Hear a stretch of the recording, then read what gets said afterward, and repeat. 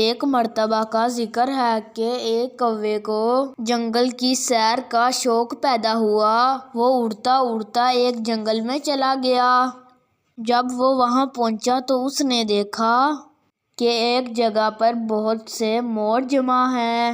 سب مور پروں کو پھیلا کر خوش ہو رہے تھے۔ موروں کے نیلے ہرے پر اس کو بہت اچھے لگے۔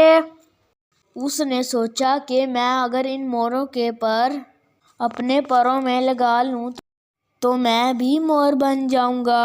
کوے نے ادھر ادھر سے موروں کے پر جمع کیے اور اپنے پروں میں لگائے اور پھر موروں میں جا کر انہی کی طرح ناچنے لگا۔ جب موروں نے اپنی مخصوص آواز نکالی تو کوے نے بھی چاہا کہ وہ ان کی بولی بولے۔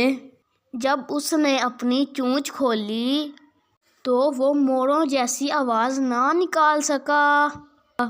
کیں کیں کی آواز سن کر سب مور حیران ہوئے اور کہنے لگے، ارے یہ تو کوا ہے، ہمارے پر لگا کر ہمارے درمیان آ گیا ہے۔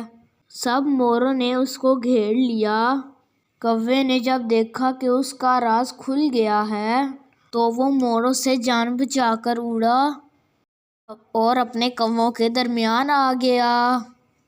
لیکن ہوا یہ کہ کووں نے جب اسے دیکھا تو وہ اسے پہچان نہ سکے۔ انہوں نے کہا، مور ہمارے درمیان کیسے آ گیا ہے؟ یہ کہہ کر سب کووں نے اسے مار مار کر بھگا دیا۔ لہٰذا ہوا یہ کہ کوا نہ تو مور بن سکا اور نہ ہی اپنے ساتھی کووں میں رہا۔ مایوس ہو کر اس نے سارے پر جھاڑ دیے اور کووں میں رہنے لگا۔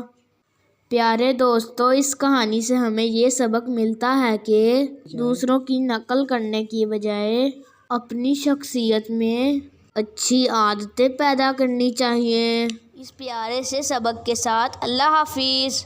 ویڈیو کو لائک، شیئر اور چینل کو سبسکرائب کرنا نہ بھولیے گا۔